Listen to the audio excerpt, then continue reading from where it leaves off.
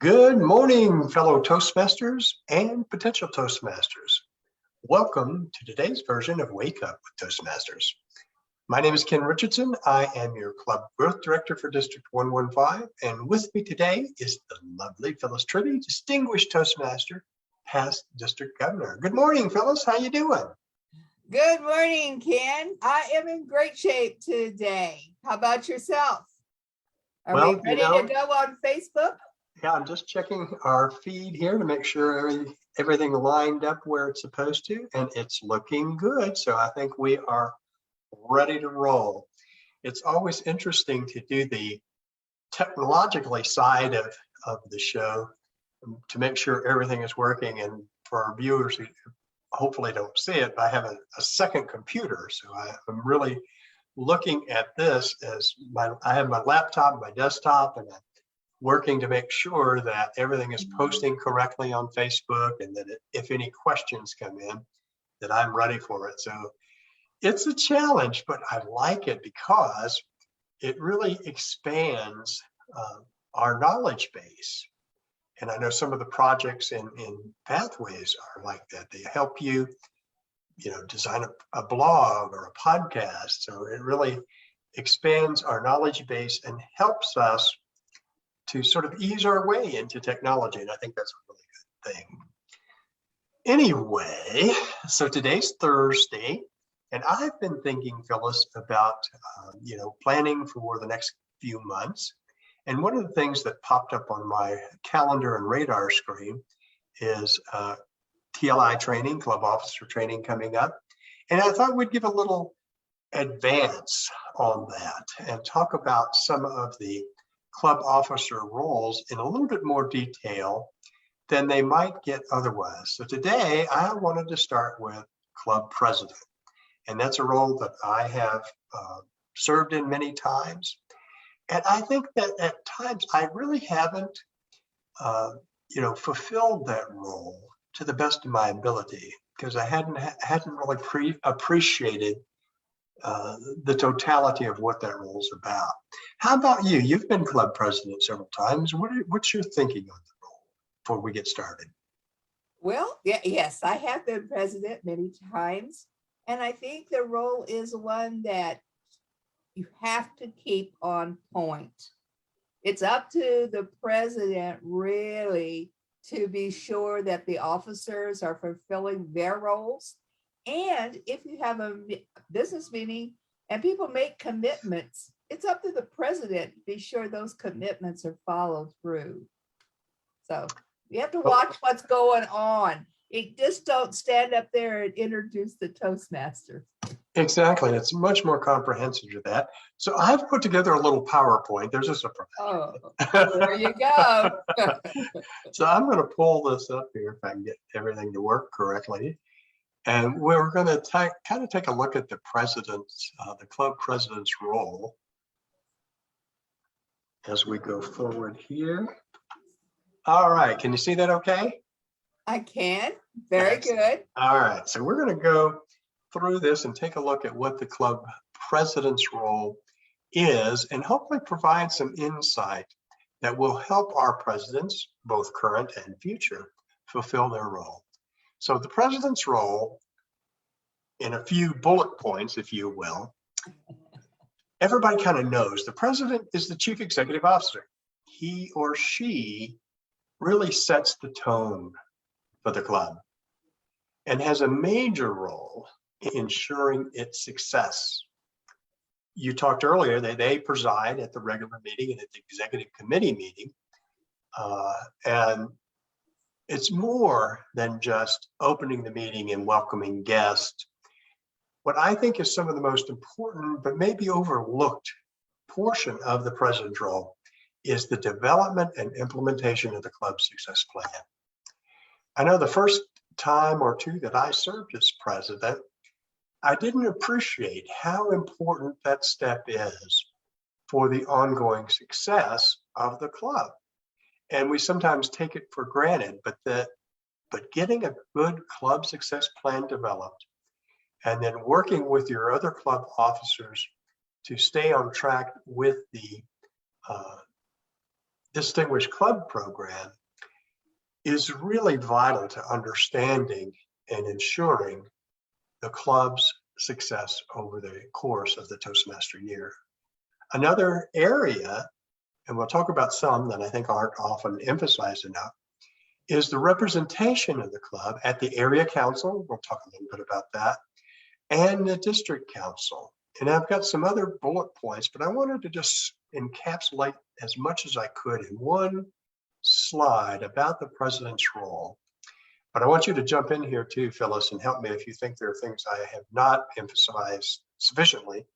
But the other thing that the presidents don't often know is that they also have a vote at the annual Toastmasters International Business Meeting. So these are important concepts in my estimation that more robustly define what is the president's role. Now, some of the details we'll get into a little bit later. Excuse me, but what do you think? Is there anything I've missed in sort of giving this global overview as our starting point? One of the things I might mention is that the president will receive emails or information from the area and sometimes direct from Toastmasters International that needs to be dispersed to the members. I know the first time I was a president, I did not realize that the emails I was receiving was only coming to the president. Oh, and I did not disperse them. That's a very good point, because we do not always realize what the distribution list is for things like the leader letter or for information coming down from the district director or the district in general. And I know that experience from our newsletter. You know, I edit the newsletter, write some articles for the newsletter, and then I get it distributed through the division and area directors to the clubs.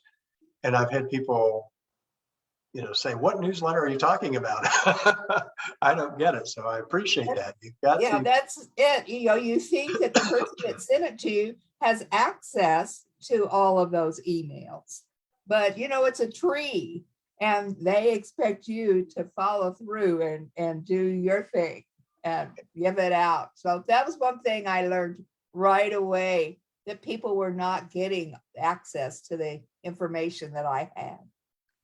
I'm glad you brought that up, because that is important. Some additional things, some responsibilities. We talked about kind of the role. Let's look at specific responsibilities. First, provide positive leadership to the club. It's, you know, we have, our mission is to provide a supportive environment. And I think it starts with the president, who has a positive attitude towards the club. They're engaged in the club. They are engaged with the district. They understand their role, and they understand the importance of a positive, supportive environment for the club. And they lead by that example. The other challenge for a president is they have to build and manage a cohesive team. The executive committee, I'm thinking specifically here, has to be a good, well-managed team. And we'll talk a little bit later about some of the skills that you learn from this role that are translatable into the real world or the work world. And building and managing a cohesive team is certainly one of those skills that is invaluable. And I don't think it's emphasized enough in traditional business classes or business schools these days on how to do that. And in Toastmasters, when you serve the role of club president, you have an opportunity to learn and practice that skill in depth, if you will. And always lead by example. Treat everyone fairly and equally. You know, so often I hear that, well, so-and-so is the club favorite or what have you. And sometimes these small little cliques might develop. It's the president's job to show all of the club members that everyone is going to be treated fairly and equally, and that the focus of the club is on its mission to support and enhance the opportunities for members. Hold yourself accountable. I know this is something that is challenging. Most of us don't like self-criticism, but I think it's important. One of the tools that they have available is called the 360-degree evaluation. And we ought to be using that to help not only look at ourselves, and there's a self-evaluation component to that, but other officers. We need to be accountable to our members, focused on achieving our mission. Be diplomatic in resolving conflict. And this is definitely something that translates back to the real world, into the business world particularly. I think anytime you have two people who get together, there is likely to be conflict at some point. And understanding how to resolve that conflict, learning that skill, because it is a skill, is vitally important, both at the club level and also in the business world. And then ensure financial accountability for club funds. We have a treasurer in each club who is responsible for the overall management, but that doesn't absolve the president for his or her accountability to make sure that those funds are dispersed appropriately, that there's appropriate accounting or audit of those funds at each fiscal year. This is giving us a start. What are your comments to add to this, or to talk about one of these bullet points that you think we need to expand upon, Phyllis? Well, I believe that when our originator, Ralph Smedley, set up Toastmasters, he set it up for members to understand how to run a corporation. That's not mentioned. We talk about communication so much, but these are the skills that you need to run, whether it's your office management, your employees, or going into the bigger picture. You need all of these skills in the workplace. So think about Toastmasters as helping you learn the skills so you can manage a company. I think that's right, or even a division of a company, because so much of what the structure is designed to help you develop those skills for the business world. And we've talked before about parliamentary procedure and how that really underlines everything we do, excuse me, at the club level, and how our meetings and what have you are organized. So as we go forward and look a little more in depth at some of the other responsibilities, you can sort of organize them into three categories. What are the things that you need to do as part of the club meeting, your responsibilities there? What about the executive committee? And then what is it that you must do or take in consideration as club president beyond the club meeting itself? So I've kind of organized our next part of this discussion along these three categories. So we'll start to look at these, and you can help me define what I have missed here, Phyllis. So at the club meetings, this is what most people know. The president typically calls the meeting to order. Sometimes it may be the sergeant at arms calls the meeting to order, but then turns the meeting over to the president for things like introducing the guests and any dignitaries that might be there. And then maybe conducts a business portion of the meeting. And again, this varies from club to club. There may be a business portion of the meeting at the beginning or at the end, but typically there will be, and it could be something as simple as announcing what's going on in the club or what's coming up in the district or the area. That's part of club business, is keeping, as you mentioned, Phyllis, keeping your members informed, sharing information that may come only to the club president and not to everyone in the club. Make those announcements, particularly this is, we're sort of in the middle or near the end of contest season. So we want to make sure that all of our members know about contests. It's for me, it's one of the most fun things about Toastmasters.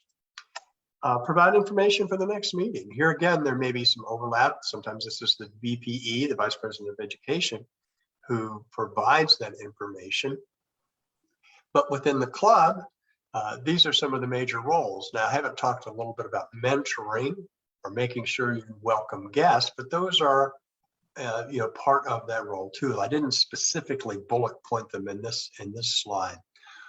What would you add to this, Phyllis, that I haven't put on this slide as a bullet point?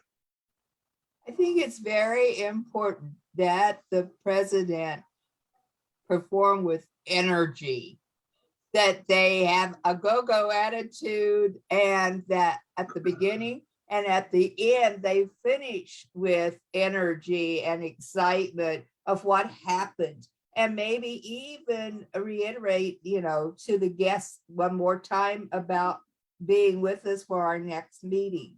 But the energy has to be there coming from the president.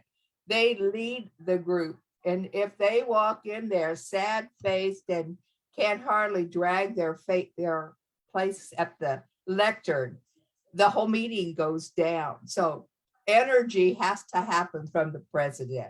And I think that then goes through the whole meeting.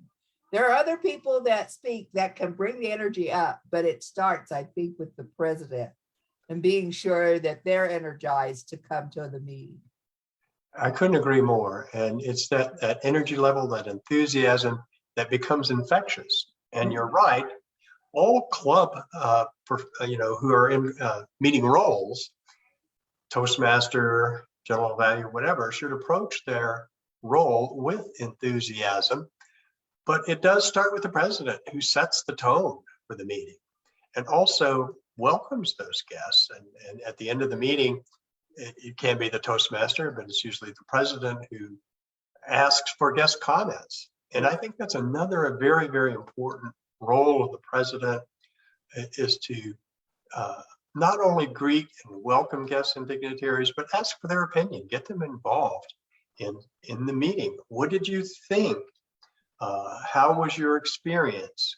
And then make sure they get, the VP of membership sends a guest packet or follows up in some way with them, with any attendees, guests, to encourage them to join the club.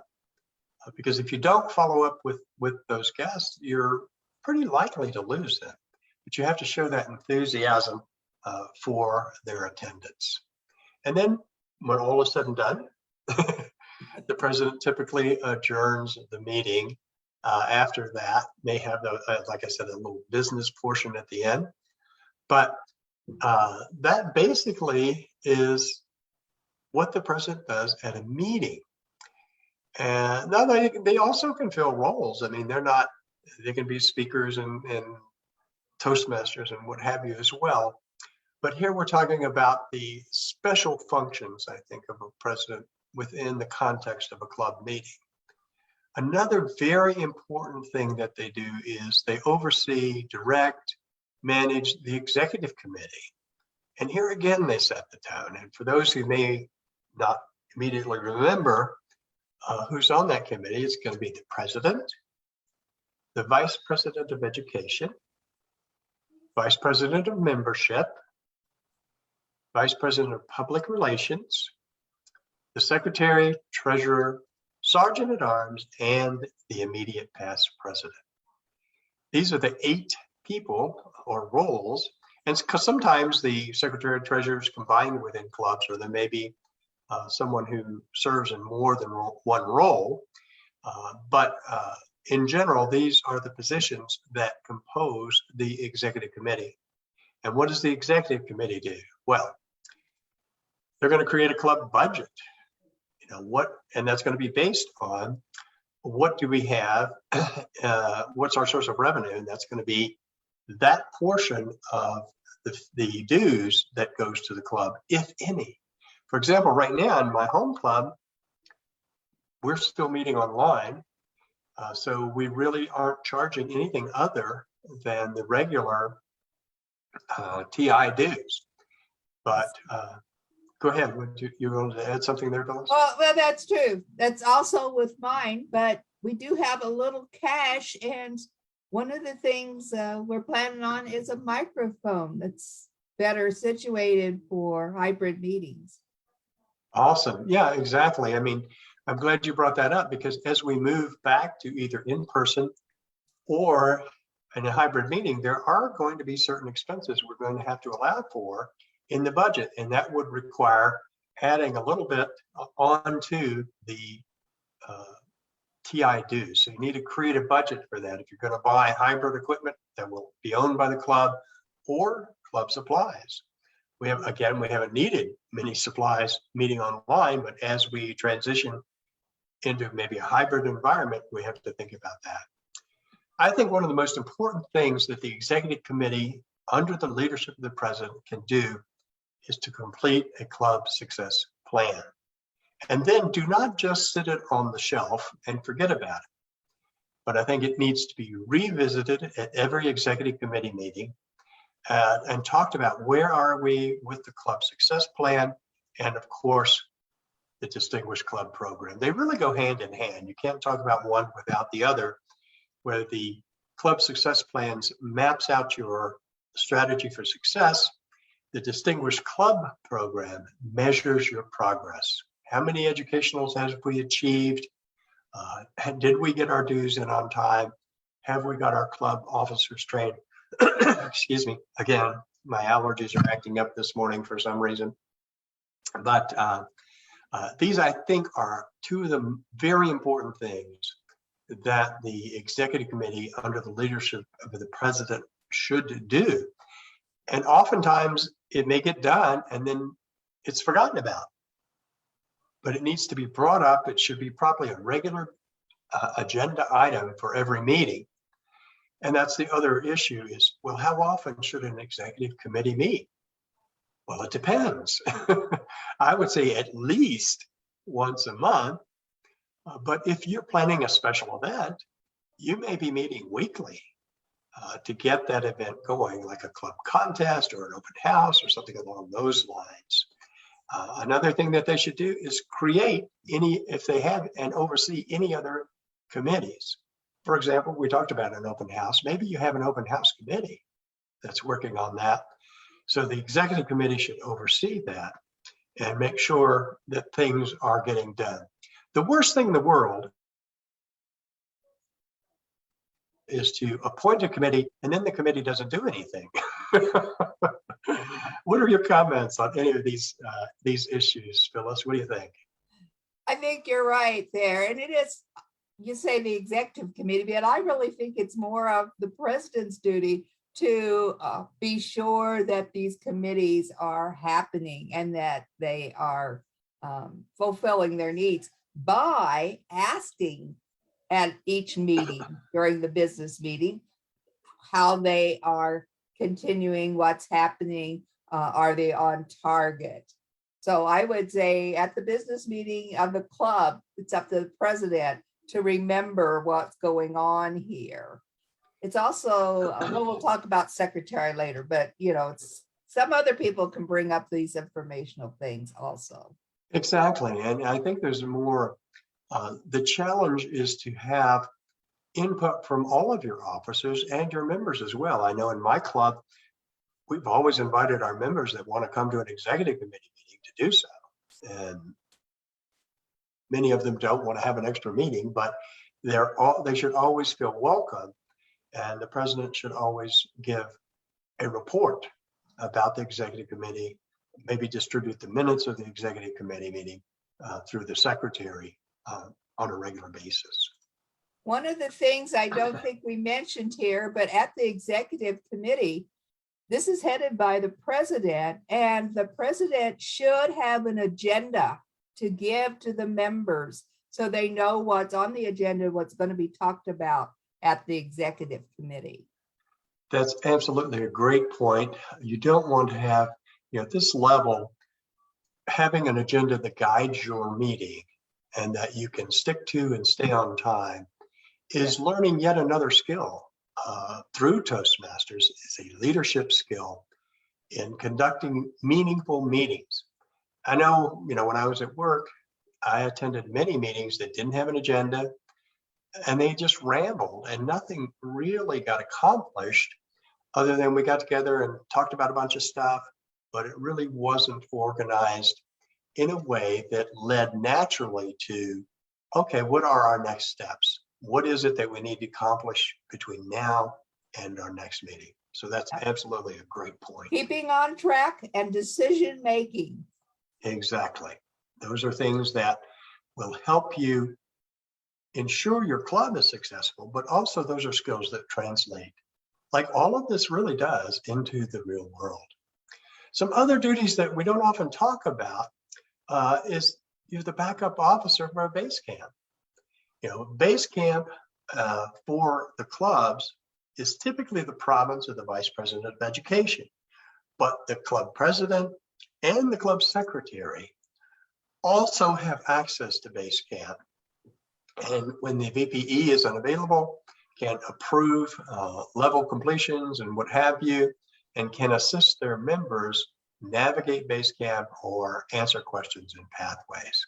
The same can be said for things like Club Central, the club website, and any other club social media. For example, our Facebook page in my home club. When I was president, I didn't really know what I was doing. And I'm a slow learner. So social media is one of the challenges for me to become better engaged in social media. But I think over time, and one of the things that the pandemic really taught us is to use our website, utilize the TI website and social media to enhance the club experience and to promote our club. So I think it's important that the club president have an awareness of all of these various marketing tools and membership building tools and serves in some role as a backup, particularly the base camp. And then of course, mentoring. I can't emphasize enough how important that is to mentor your successor. Don't leave them hanging high and dry. Help them to take up the mantle of leadership within the club and to lead the club forward. What other duty did I miss here, Phyllis? Anything? So frequently in the clubs, one person will be good at one of these details, whether it be base camp, Club Central. And so all of a sudden, they're just given the job all the time, whether it's in their list of duties. And so as president, check out these other things. Be sure that you can do it, whether or not you do it on a continual basis, but you should absolutely know how to work these features. Absolutely, and maintain your curiosity. Yeah.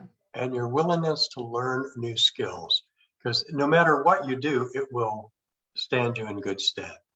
Then a couple of other things people don't think about a lot. The president represents the club in the area council. Each area that we have is typically made up of 4 clubs. There's an area director who oversees the area, and the council consists of the club presidents, club VPEs, vice president of cages, and vice president of membership. It's really beneficial to have the area clubs get together under the area director and talk about some common issues, and maybe even stage some common events that you could have an area, for example, open house to recruit, join your forces together and recruit members for all of the clubs. And that's one thing that I don't think we take advantage often enough of the area councils. The other area that we don't think about too often is the district council. This is a very important council that's made up of the district executive committee and the club presidents and vice presidents of education. Those are vitally important decision-making bodies, and the club president has a vote on that body, as does the VPE. The president also votes at the annual business meeting. I don't think I put it on the slide, but at the annual business meeting of Toastmasters International. And that business meeting, I know that we're going to be meeting in Nashville, at least that's the plan so far, in person, but there will also be virtual components. And one of the virtual components will be the business meeting. Now, the thing that's different at TI is it's the club president and the club secretary who hold a vote. So that's a little bit difference between what we normally think of in the area councils. Now, finally, because we're running close, we're right at 6:30. As always, I know we get engrossed in talking about it, but I want to wrap up here with saying, what are the skills? What's in it for me? What do I learn by serving in the role of club president? We talked about some of this: team building, delegation, positive small group leadership, organization, and problem solving. Those are skills that can be learned, and you learn them well when you serve in that role. Critical thinking, conflict management, and networking. Those are things I think that we don't typically list out the skills, what's in it for me kind of thing. But these are some of the things that I think you definitely get from serving in leadership roles within Toastmasters. And it's something that evolves over time, that you get better at over time. As you move up in leadership, each experience from club president to maybe area director, division director, club growth director, and on up, provides you with an opportunity to learn these skills and to sharpen them. Anything I left out here, Phyllis? No, I don't think so, other than the fact that your skills that you can take out into the workplace. These are the things that you need to make it in business. Absolutely. They're beyond. I'm going to stop sharing here. It also is part of a district or the international new tagline where leaders are made. And this is it. We're learning all those skills to be leaders in business. Exactly. And the foundation is communication. Yes. The communications skills that we develop are the foundation for leadership.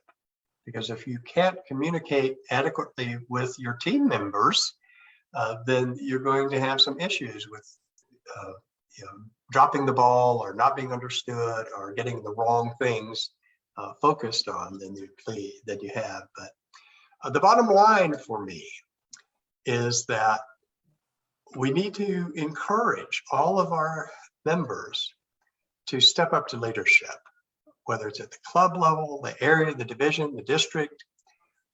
That is good for the district to have prepared leaders who are enthusiastic about their role. And it's good for the individual members of our various clubs because it helps them build skills that they will be able to transfer into the world beyond Toastmasters. Well, we are a little bit over. We're at 6:33. Any final thoughts you want to give on this topic, Phyllis? Yeah, this is a learning experience. All of Toastmasters is a learning experience. So volunteer, take on a new position, learn something new. Respond to the challenge. I agree with you 100%. Well, I do want to remind folks that we have on the second Saturday of each month our educational enrichment night. And on the last Saturday of each month, we have game night. The links to those events, they're all virtual, will be in the newsletter, which I know is coming out either later today or first thing tomorrow morning. It's almost ready to go. So you'll find links and information in the newsletter. If you haven't received the newsletter, it's not coming to you. That's another issue we talked about. Send me an email, d115cgd@gmail.com, and I'll make sure that you are getting that. It'll also be posted on our club website under the newsletter resources newsletter tab. Some other things coming up. We are not quite finished with contest season. Thank goodness. We have areas C1 and C2, I believe, are on April 9th at Palo Verde High School. Then we have the divisions A and B on April 23rd, also at Palo Verde, and division C and D on April 30th, I think it is. Is that a Saturday? Yes. I'm doing my list. Okay, yeah. And that's going to be at the historic Fifth Street School. If you need information on any of these, send me an email. And finally, of course, on May 14th, we will have our first in-person conference for District 115, getting through the pandemic. It's going to be a great program. I've seen some of the stuff that the trio and the conference chair, Steve Goldstein, have been putting together, and it looks great. And they sent out a link where you can register. You do need to register. The cost is $75, which is very, very reasonable for an all-day conference that is going to be so filled with great educational opportunities and a chance to see the district contest and our communication and leadership award recipient and some keynotes. So it's a very, very reasonable price. I remember, gosh, years ago, and when we'd go to the district conferences, it was typically, $125, and then on top of that, we had to pay a hotel because we had to drive to get there. So anyway, it's a great opportunity. If you have any questions, please shoot me an email, and we will sign off for today, and we will see you again next week. Have a great day, everyone. Bye. Take care. Bye-bye.